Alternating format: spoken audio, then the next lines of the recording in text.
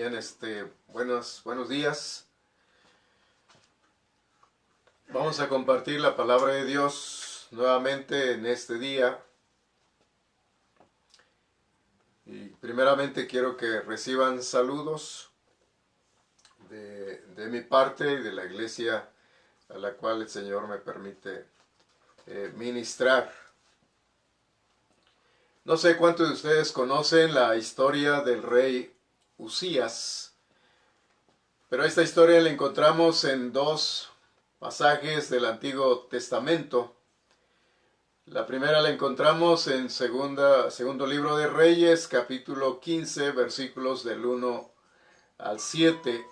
Ahí aparece con el nombre de Azarías. El segundo pasaje lo encontramos en segundo libro de Crónicas, capítulo 26, versículos del 1 al 23. El nombre de Usías significa fuerza de Jehová. Azarías, cuando empieza a reinar, tiene 16 años.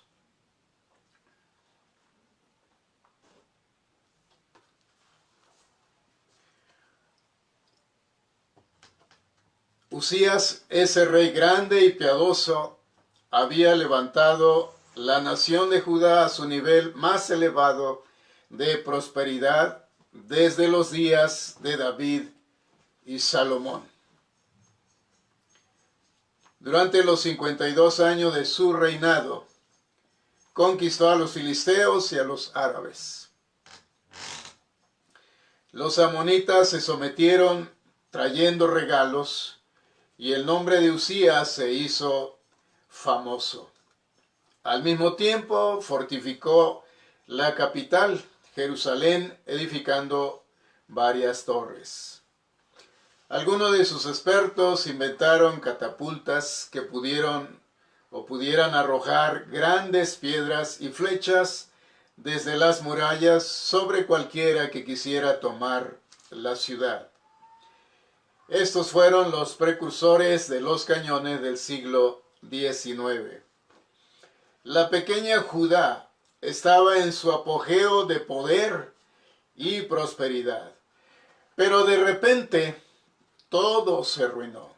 En un momento de soberbia y voluntad propia, el rey decidió ofrecer incienso en el altar del lugar santo. Eso era atributo o privilegio del sacerdocio. Azarías y 80 sacerdotes entraron al templo para impedir que el rey hiciera tremenda locura. Pero el furor de Usías se desató en contra de ellos. ¿Quién se atreve a desafiar al rey? Él se olvidó de un momento que estaba desafiando al Rey de Reyes. De repente vio que los sacerdotes se volvieron de él con horror, y Usías había sido herido por Dios con lepra. Entonces todos los sacerdotes apresuraron al rey para que saliera del templo, y el rey Usías fue llevado a vivir a una casa apartada, a un lugar aislado, y ahí murió siendo leproso. El corazón del profeta Isaías se llenó de quebranto, y tal vez Usías oraba a Dios, diciéndole: Señor, tú sanaste a María cuando ella murmuró en contra de Moisés. Tú también podrías sanar a Usías para que él nuevamente volviera al trono. Pero Usías murió. Vamos a orar. Padre Celestial, en este momento estamos ante tu presencia, buscando tu dirección para la meditación de tu palabra. Señor, te rogamos que nos des sabiduría, nos des inteligencia y principalmente que nos dirijas con tu Santo Espíritu y me ayudes a ser solamente un instrumento en tus divinas manos. Todo esto te lo ruego en el nombre de Jesucristo. Amén. Bien, el tema de hoy se llama Una visión en tres direcciones. Y el pasaje que vamos a usar como base lo encontramos en el libro de Isaías, capítulo 6, versículos del 1 al 13. Una visión en tres direcciones. Y vamos a ver la primera dirección, mirando hacia Dios. Y ahí vamos a ver los versículos del 1 al 4 de Isaías 6. ¿Dónde se encontraba Isaías? Dice la Escritura en el versículo 1. En el año que murió el rey Usías, vi yo al Señor sentado sobre un trono alto y sublime, y sus faldas llenaban el templo. Isaías se encontraba en el templo. Cuando él supo de la muerte de Usías, su corazón se quebrantó y como un hombre mortal podía hacer lo que todo hombre en una angustia podía hacer, ir al templo. E Isaías va al templo y ahí en ese lugar entonces él tiene esa visión. En esa visión podía aprender y poder ver que aunque los reinos del mundo pueden tambalear, los tronos caer, el reino de Dios, el trono de Dios permanece firme.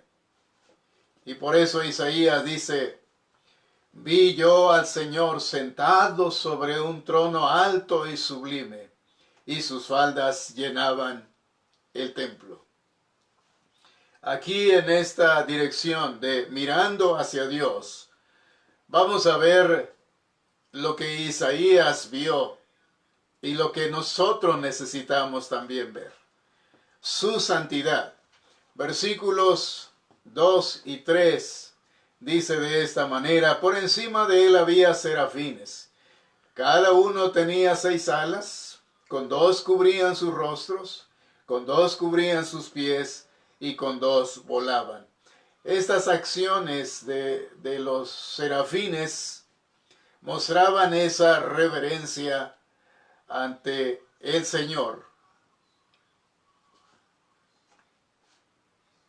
Y dice el versículo 3, y el uno al otro daba voces diciendo, Santo, Santo, Santo, Jehová de los ejércitos. Ahí nosotros podemos ver en esas 3 veces los serafines repitiendo santo, reflejan la santidad perfecta de Dios. Y cómo necesita nuestra generación una visión de Dios con toda su santidad. Porque el pecado ahora se tiene como un chiste. La santidad se menosprecia con burla y es necesario encarar al hombre con Dios. Y ahí nosotros vemos a estos serafines diciendo, Santo, Santo, Santo, Jehová de los ejércitos. Pero también podemos ver que Isaías sintió su poder. Ahí en el versículo 4 dice, y los quiciales de las puertas se estremecieron con la voz del que clamaba. Los quiciales de las puertas se estremecieron. Había ese temblor. E Isaías podía sentir eso. El poder del Todopoderoso manifestándose ahí en el templo, en esa visión que él tenía. Pero también Isaías podía ver su gloria. Y dice el versículo 3, la última parte, toda la tierra está llena de su gloria. Toda la tierra está llena de su gloria. Y la última parte del versículo 4 dice, y la casa se llenó de humo. Cuán pocos son los que tienen ojos para ver, oídos para oír y corazones para sentir la gloria de Dios. Cuando podemos ver la puesta del sol, esa maravilla de Dios. Cuando podemos ver cómo una rosa se puede abrir, percibir su aroma, que solo Dios puede hacer. Cuando podemos oír los pájaros cantar, alabando a su Creador, o las palpitaciones de ese recién nacido, etc. Pero muchas veces por las prisas no tenemos tiempo para apreciar y ver que toda la tierra está llena de su gloria. Y dice la última parte del versículo 4, y la casa se llenó de humo. Primer libro de Reyes, capítulo 8. Quiero leer estos dos versículos. Primer libro de Reyes, capítulo 8, versículos 10 y 11. Y cuando los sacerdotes salieron del santuario, la nube llenó la casa de Jehová, y los sacerdotes no pudieron permanecer para ministrar por causa de la nube, porque la gloria de Jehová había llenado la casa de Jehová. Su gloria es demasiado para el hombre. Dios tiene que hacer tenue su luz cegadora, porque de otra manera mataría al hombre. Su gloria es demasiado para el hombre. Por eso ahí vemos que los sacerdotes no podían entrar, porque la gloria de Jehová había llenado la casa, había llenado el templo. Y una mirada diaria al Santo de los Santos nos haría sumisos a su voluntad, unidos a su omnipotencia, callados ante su omnisciencia y reverentes ante su santidad. Vamos a ver ahora la segunda dirección de esa visión. Ahora mirando hacia mí mismo. Isaías capítulo 6, versículos 5 al 7. Ahí podemos ver cuál fue el efecto de todo esto que nos menciona de los versículos del 1 al 4. Dice el versículo 5, entonces dije, ay de mí, que soy muerto, porque siendo hombre inmundo de labios y habitando en medio de pueblo que tiene labios inmundos, han visto mis ojos al Rey, Jehová de los ejércitos. Fue una visión interna. Isaías se vio a sí mismo, como lo expresa en este versículo 5, y exclama un ay de mí que soy muerto. Fue conmovido hasta lo más profundo de su ser por la santidad de Dios.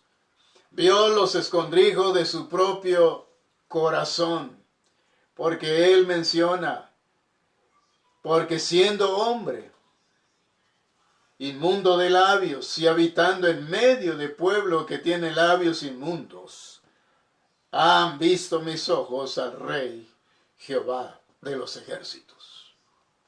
Y una pregunta, ¿los creyentes necesitan consagración? Claro que sí, necesitamos consagración. Y un creyente santo sería una poderosa arma en las manos de Dios. Y por casualidad, ¿no hay departamentos impuros en nuestra mente? Fuentes secretas de mal en nuestro corazón? Cámaras secretas conteniendo cosas corruptas que dominan nuestras almas. Han dicho que hay 3 personas en cada uno de nosotros. Que nosotros pensamos ser. 2. La que la gente piensa que somos. Y 3, la que somos realmente a los ojos de Dios. Toda verdadera visión es una experiencia transformadora. No podemos ver a Dios y seguir siendo los mismos. Romanos 6:6. El apóstol Pablo escribía estas palabras. Sabiendo esto, que nuestro viejo hombre fue crucificado juntamente con él, para que el cuerpo del pecado sea destruido, a fin de que no sirvamos más al pecado.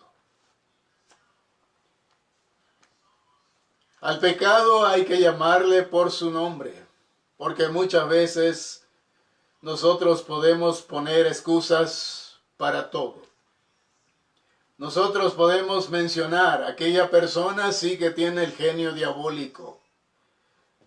Lo mío es solamente justa indignación por ciertas cosas. Aquella persona sí que es intratable. El mío solamente es caso de nervios. Aquella persona sí es codiciosa. Lo que yo hago solamente es extender mi negocio. Aquella persona sí es terca. Yo solamente soy una persona de convicciones. Aquella persona es orgullosa. Lo que yo tengo solamente es buen gusto por las personas y los objetos.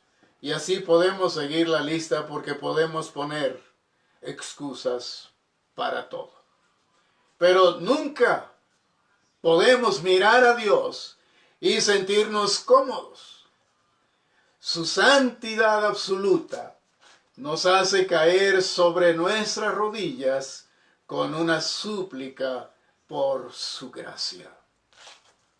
Y dice Isaías 6, los siguientes versículos 6 y 7.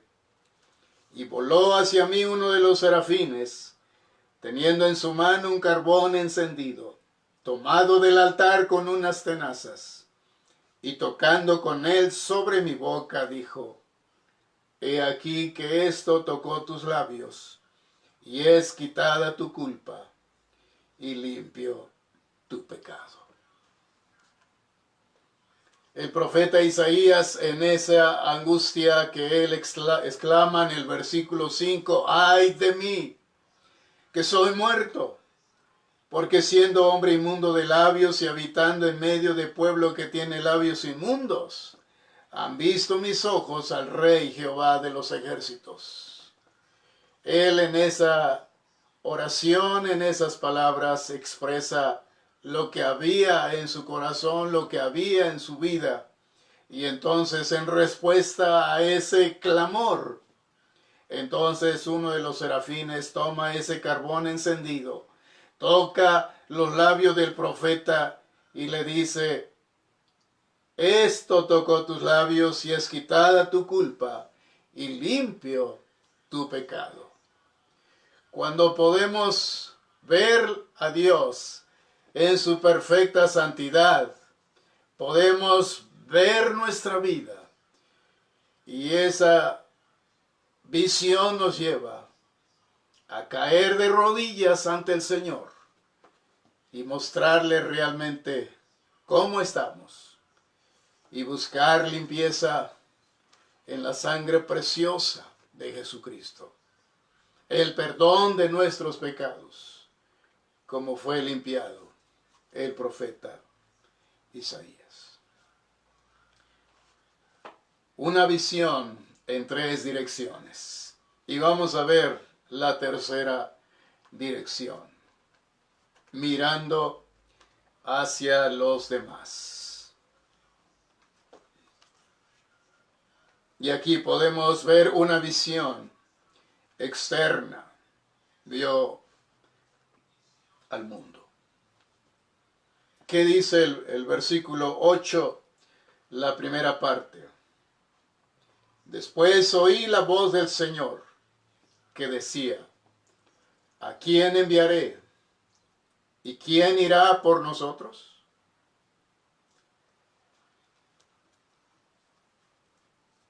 ¿A quién enviaré? ¿Y quién irá por nosotros? Y eso quiere decir que no hay muchos que respondan a ese llamado de Dios. ¿A quién? ¿Eres tú? ¿Soy yo? ¿A quién enviaré y quién irá por nosotros? El Señor no tiene otros pies y otros labios por medio de los cuales llevar el mensaje, sino los nuestros. Y creo que nosotros buscamos que la gente se convierta. Y cuando la gente se convierte, no solamente hay alegría en el corazón de los predicadores o en la vida de la iglesia. También la palabra de Dios nos dice que hay gozo en el cielo por un pecador que se arrepiente. Entonces es el deseo de Dios, la conversión de la gente. Y por eso Él hace este llamado. Y dice, ¿a quién enviaré? ¿Y quién irá por nosotros? Sigue diciendo el versículo 8. Entonces respondí yo, heme aquí, envíame a mí. Esa fue la respuesta de Isaías. Ahora el profeta se siente limpio y perdonado. Ahora sabe que está apto para servir al Señor. Después de mirar a Dios y de mirarse a sí mismo, es lógico que ponga su mirada en sus semejantes. Y en su caso personal, en mi caso personal, después de mirar a Dios y después de mirarme a mí mismo, es lógico que ponga mi mirada en mis semejantes, aquellos que rodean mi vida, aquellos que son mi familia, mis parientes, mis vecinos, mis amigos, todas aquellas personas con quienes el Señor me pone en contacto. ¿A quiénes iba a ser enviado el profeta? Versículos 9 al 13. Y quiero leer estos versículos allí en esta nueva traducción viviente, versículos 9 al 13 de Isaías. Y dice de esta manera, y él me dijo, bien, ve y dile a este pueblo, escuchen con atención, pero no entiendan. Miren bien, pero no aprendan nada. Endurece el corazón de este pueblo. Tápale los oídos y ciérrale los ojos. De esa forma no verán con sus ojos, ni oirán con sus oídos, ni comprenderán con su corazón, para que no se vuelvan a mí en busca de sanidad. Entonces yo dije, Señor, ¿cuánto tiempo durará esto? Y él contestó, hasta que sus ciudades queden vacías, sus casas queden desiertas, y la tierra entera quede seca y baldía. Hasta que el Señor haya mandado a todos lejos, y toda la tierra de Israel quede desierta. Si aún sobrevive una décima parte, un remanente volverá a ser invadida y quemada. Pero así como el terebinto o el roble dejan un tocón. Cuando se cortan, también el tocón de Israel será una semilla santa. Entonces, ¿a quiénes iba a ser enviado el profeta? A los pecadores. Y la misión para Isaías no iba a ser fácil. Iba a ser gente que no iba a entender el mensaje. Iba a ser gente rebelde, que no tomaría decisiones de escuchar la palabra. La tarea del profeta no iba a ser fácil, pero Dios le estaba mandando a esa gente a predicarles. Isaías dice, ¿hasta cuándo? Tú sigue predicando, sigue anunciando el evangelio a las personas. Hay millones de personas que no han sido alcanzadas con las buenas nuevas del evangelio. Y por mencionar algunos lugares, Japón, Corea, China, Palestina, Europa, México, y miles están muriendo en el mundo sin Cristo. Miles y miles están muriendo sin Cristo. Y más en este tiempo con esta pandemia. Cuando escuchamos las vidas de aquellos grandes misioneros que dejaron todo, familia, comodidad, futuro, para ir a aquellos lugares a compartir el mensaje de Dios, y que muchos de ellos dieron su vida en aquellos lugares. David Brainerd, Hudson Taylor, los hermanos Wesley y otros personajes que dieron su vida por llevar la palabra a aquellos lugares donde era difícil llevar el mensaje, donde era impenetrable. Pero esa pasión que ardía en el corazón de ellos les lleva a llevar el mensaje sin escatimar, sin valorar su propia vida para sí mismos, sino para aquel que los había rescatado.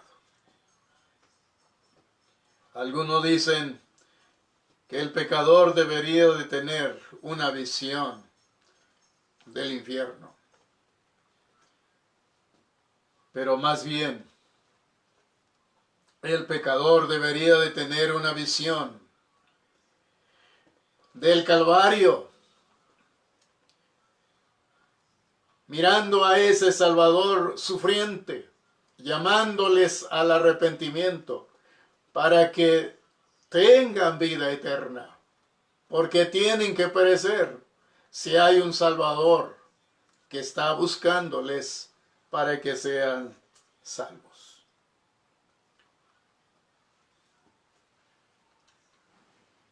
Había un criminal en Inglaterra. Este hombre no respetaba leyes divinas ni humanas. Por fin este hombre fue capturado y condenado a muerte. Y esa mañana en que él iba a ser ejecutado y que lo iban sacando de la cárcel para llevarlo al lugar donde él sería muerto, delante de él iba el capellán de la prisión, leyendo unos textos bíblicos de rutina, donde se habla acerca de los horrores del infierno y de la vida eterna que Cristo vino a conseguir con su sacrificio.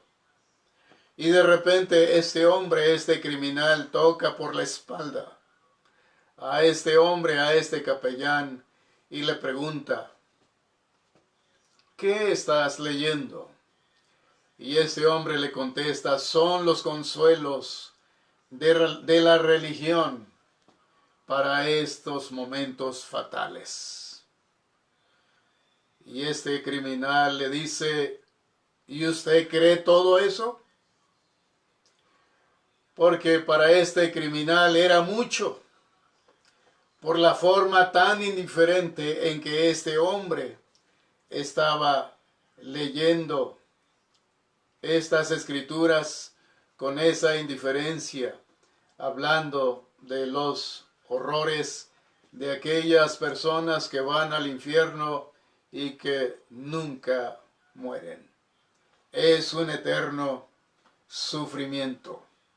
Y entonces este criminal allí en el patio donde él iba a ser condenado a muerte, le clavó el siguiente sermón.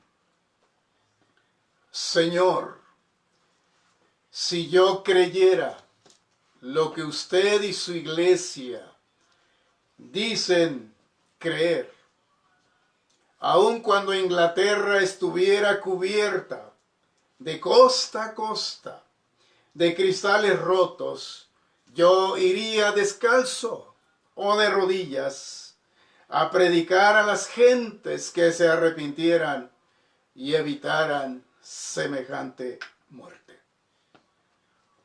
Creo que los cristianos no deberían de vivir para otra cosa que para salvar almas, si es que creen lo que dicen creer. Y porque la iglesia ha perdido el fuego del Espíritu Santo, los hombres van al fuego del infierno.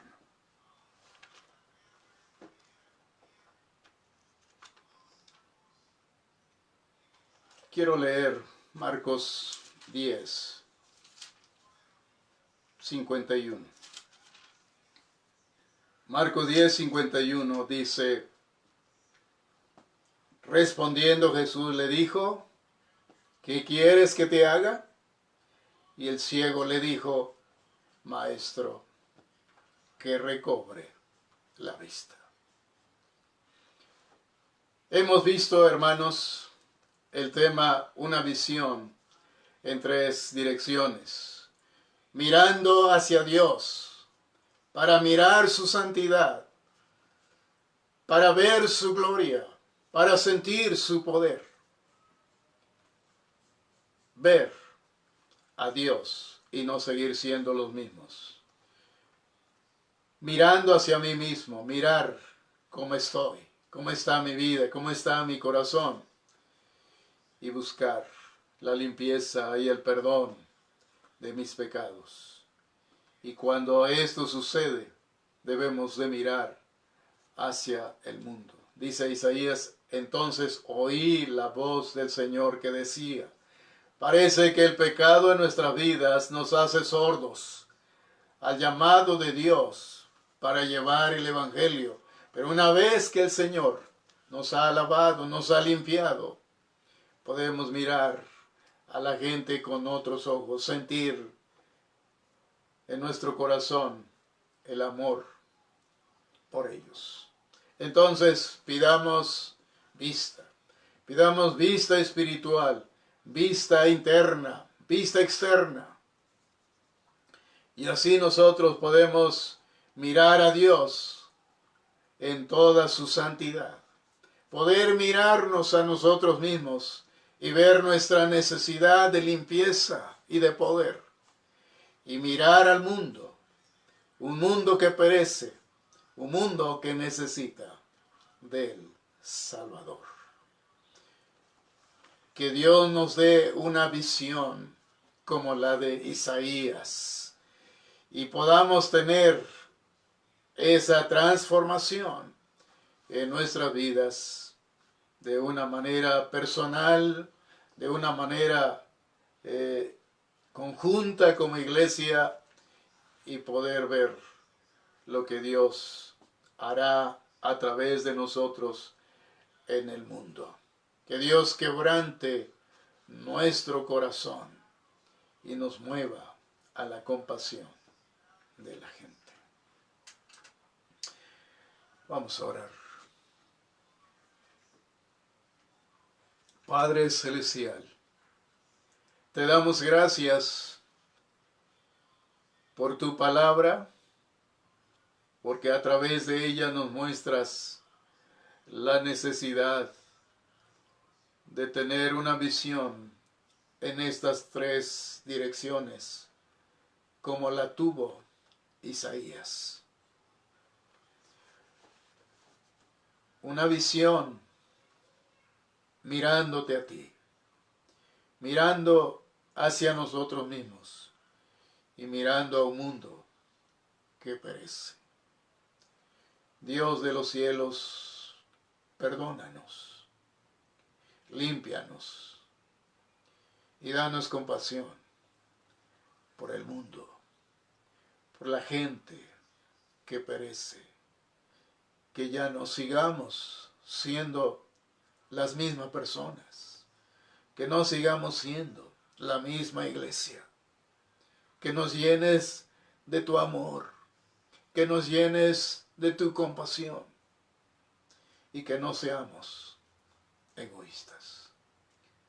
Señor, gracias por salvarnos y gracias por ser parte de tu pueblo, parte de tu reino, disfrutar de tu perdón, pero que no nos quedemos allí.